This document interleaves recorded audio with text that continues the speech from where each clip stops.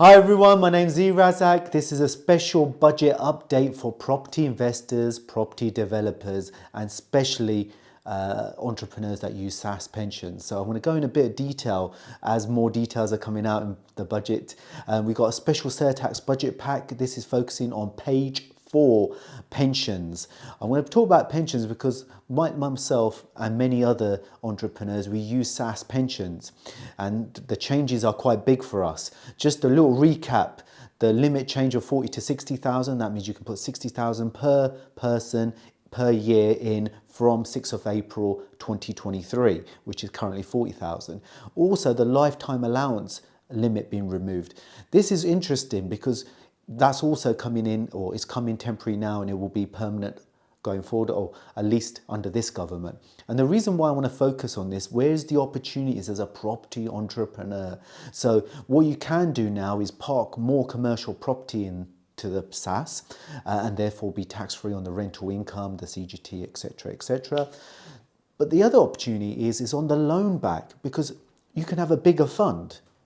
So before it was about £11.8 million limit with 11 people. Now you can have less people and still have a much bigger fund depending on the amount of money that you're contributing. And this is going to be really important when you're managing your corporation tax, because you're contributing to the company or loaning money back to keep the cash flow. So that's one opportunity to really take advantage of. And also another question a lot of people are asking is about the 75-year-old rule, which is when normally your pension gets crystallized or evaluated for the lifetime allowance, which was previously £1,073,000.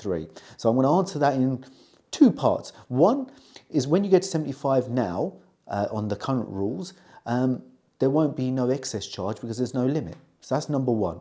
But people below 75 who either drawdown would normally trigger this off, they also won't have no charge going forward.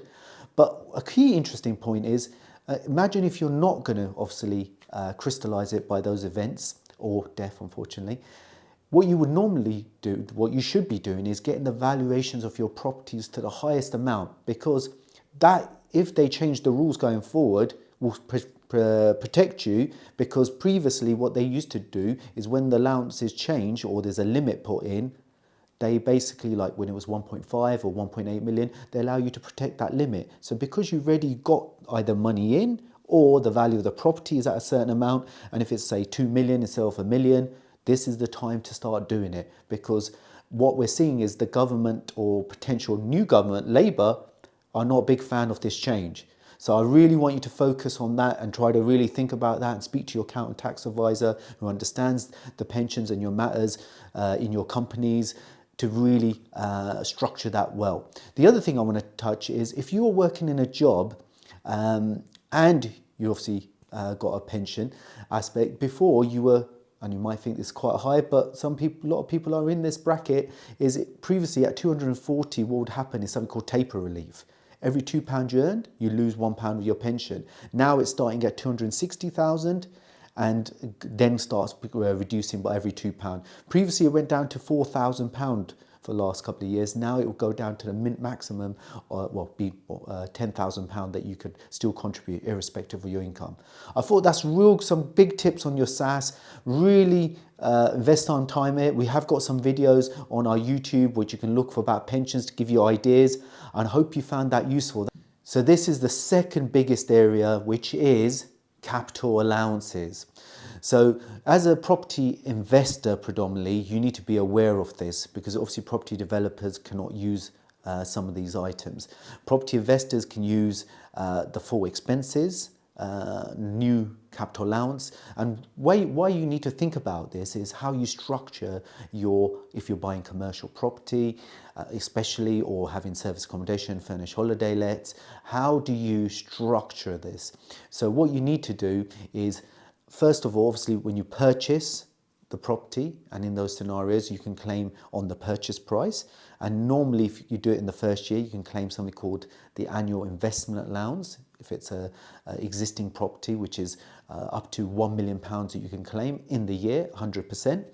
And then what is the second part? Provided you've got a limited company, because the rule still applied, you currently could claim super deduction until 31st of March. What that was, every £100 you spent, you got 130% back, so 130 quid. But because the tax rate's rising, they've actually created a new capital allowance mechanism called fully expensed. And what this is, similar to the super deduction, but you get 100%, but because corporation tax is at 25%, you're actually getting the same amount. And the reason why you want to invest time in this is if you structure it properly, and we've had a few clients already, how they're doing is they claim money on the purchase, provided it meets the criteria, and then they claim on the refurb in the property.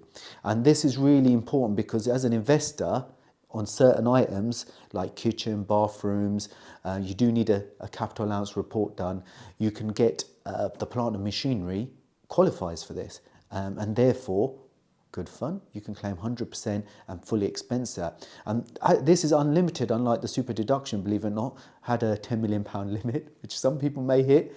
This has no limit. And this is currently in for 3 years. So 1st of April 2023 to 31st of March 26.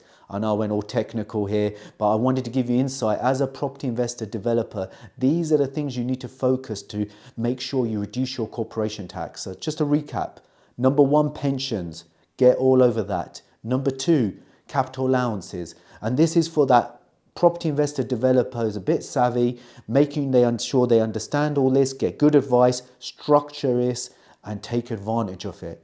I hope you guys found this useful and hopefully made a difference. Please do download the pack. So there's stuff in the surtax budget pack on page 4 and page 7 that talks about this. Real difference maker. Thank you so much for listening.